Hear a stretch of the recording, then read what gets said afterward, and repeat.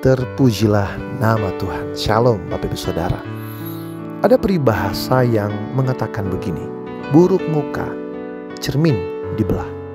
Nah, peribahasa ini saudaraku berarti bahwa orang yang tidak puas dengan dirinya sendiri akan menyalahkan hal-hal di luar dirinya, seperti cermin, orang lain, atau keadaan. Orang seperti ini tidak mau mengakui kesalahan atau kekurangan yang ada dalam dirinya, tetapi lebih suka mencari-cari alasan atau kambing hitam untuk membenarkan dirinya. Padahal seharusnya orang yang melihat dirinya dalam cermin itu akan berusaha untuk memperbaiki dirinya, bukan malah menghancurkan cerminnya. Nah, saudaraku, hal yang sama seringkali terjadi dalam kehidupan kita sebagai orang percaya. Kita sering menyalahkan orang lain atau keadaan atas masalah atau kegagalan yang kita alami. Padahal kita sendiri juga berperan dalam menyebabkan atau memperburuk masalah tersebut. Kita menyalahkan orang tua kita, pasangan kita, teman-teman kita, situasi, dan sebagainya. Padahal Bapak Saudara, bukankah kita diajar untuk bertanggung jawab atas segala sesuatu yang Tuhan percayakan kepada kita dan mengambil keputusan yang tepat dengan teliti, sebaik-baiknya, dan berhati-hati.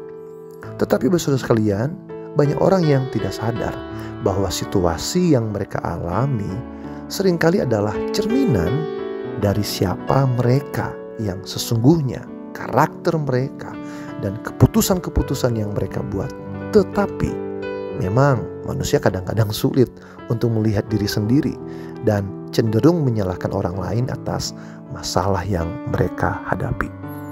Saudaraku, kalau kita melihat contoh dalam 1 Raja-Raja 18 ayat 17 menunjukkan bahwa Ahab adalah raja Israel yang berdosa dan jahat. Ia beribadah kepada Tuhan, tetapi juga menyembah berhala Baal dan Asyera. Ia melakukan banyak hal yang jahat di mata Tuhan, seperti membunuh banyak nabi Tuhan dan mendengarkan nasihat istrinya Izebel yang sangat keji itu.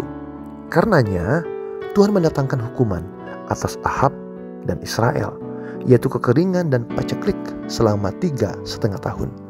Tuhan mengutus Elia nabinya untuk menyampaikan pesan ini kepada Ahab dan memberitahukan bahwa Tuhan akan mengakhiri masa kekeringan itu dengan hujan.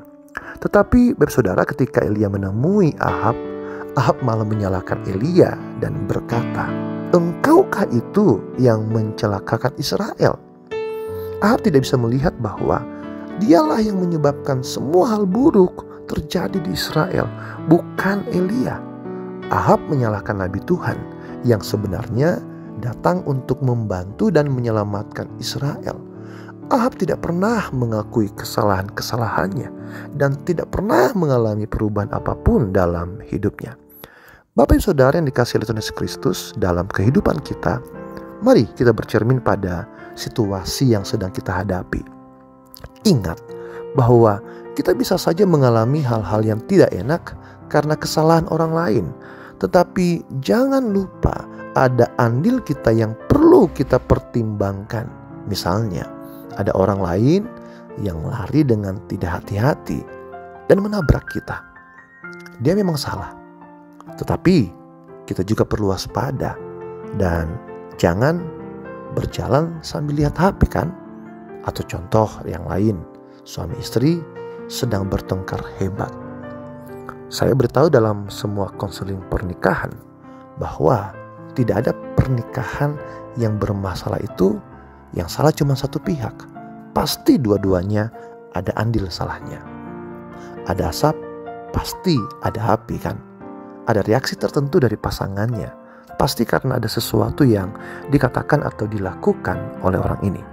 Oleh karena itu Bapak Saudara, Alkitab mengajarkan kepada kita bagaimana mengampuni kesalahan orang lain, tetapi juga fokus dalam memperbaiki diri kita. Lihat dalam diri kita, bagian mana yang salah, lalu kita perbaiki. Dengan demikian, kita bercermin, dan ketika kita lihat ada yang salah, kita perbaiki diri kita, bukan malah merusak cerminnya, bukan malah menyalahkan orang lain atau keadaan. Dengan demikian, kita akan mengalami kemajuan atau perkembangan dalam hidup kita. Kiranya Tuhan memberkati kita senantiasa. Shalom.